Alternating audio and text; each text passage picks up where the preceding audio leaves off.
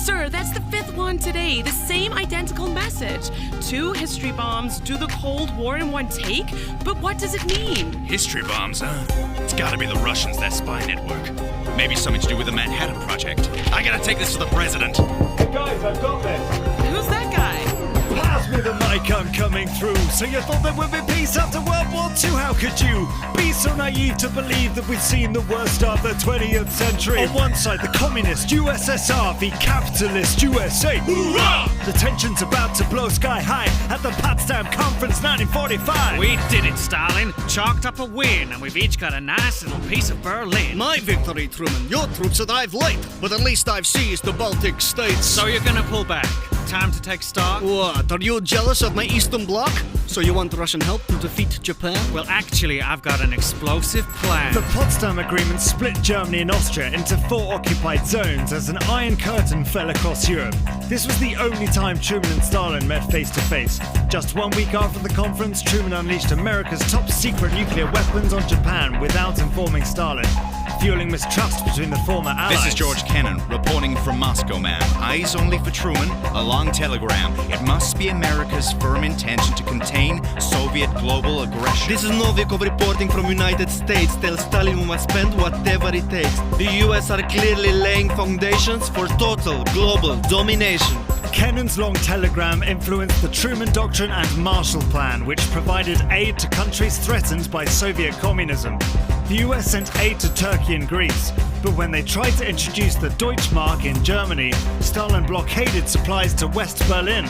Cue the Berlin airlift! Look up, Stalin. You can block the roads, but the Brits are flying in with peaceful payloads. Good on you, mate. How about some credit for the US, Aussie, Kiwi and Canadian We've been effort? dropping 9,000 tons of supplies a day, mostly coal and potatoes, hardly gourmet. Now find me a runway, I need to hit the ground. You can head home, mate. Stalin's just back down. What? The Allies flew in vital supplies to West Berlin until Stalin backed down in May 1949. In the same year, the Western Allies formed NATO to counterweight Russia.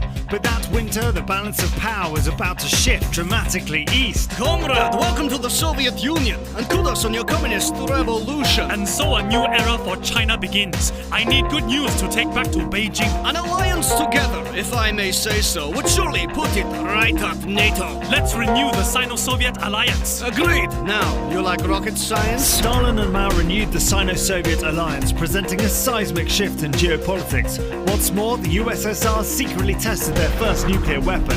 Both superpowers began spreading their influence abroad, backing a complex web of competing governments and rebel groups until tensions crystallized on the Korean peninsula. Okay, boys, it's good to see you. The commies are backing North Korea, so we'll be supporting our troops on the ground. Getting up close to the speed of sound. All right, now remember, it's a UN mission. We're part of a Western coalition protecting the South. You got that, Briggs? Yes, sir. Time to bag me a mig. The Korean War hit a stalemate until an armistice began in 1953.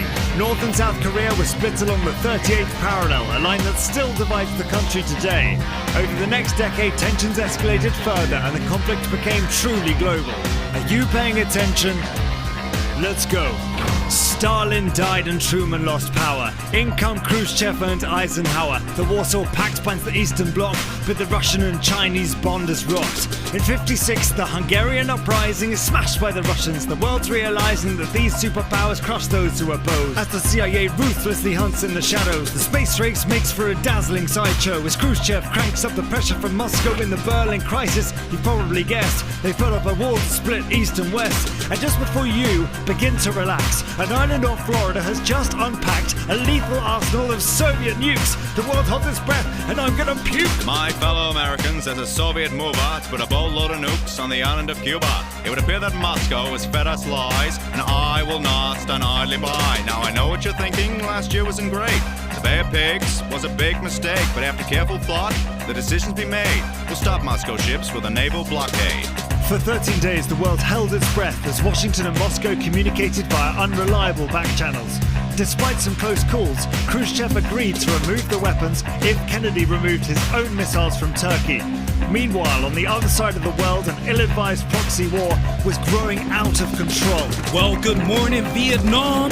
Lit by furious 5 napalm, scarred by a million brutal shells, a jungle paradise turned to hell. And is this battle really ours? Where's the just within this cause? America, elephant scared by a mouse drawing lines in the sand when the tide is out. For 2 decades, the US fought a futile war against communist-backed North Vietnam until the US withdrawal. In 1972, President Nixon traveled to Beijing and Moscow, holding talks to limit the arms race during a period known as détente. However, in 1979, Cold War tensions would ratchet up once more. Sir, we just got word from Afghanistan, a communist coup. Sounds like a Soviet plan. Yes, sir. The Russians are sending advisors. Clearly, they're trying to undermine us. So let's support the other side. The Islamist fighters. Yeah, that sounds fine. Encourage them to fight a holy war with the Soviet Union. Well, if you're sure. The Soviet Union sent thousands of troops to support the Communist Party in Afghanistan, but they failed to defeat local Mujahideen fighters backed by the USA. In 1987, Gorbachev and Reagan signed a treaty to limit nuclear weapons as the Soviet economy began to fail. And in 1989, the eyes of the world turned to Berlin. We are sick of silence. We will not rest. Berlin has won, not east and west. If there's one thing of which I'm certain, it's time to end this iron curtain. We must destroy this brutal vision, this ugly symbol of division.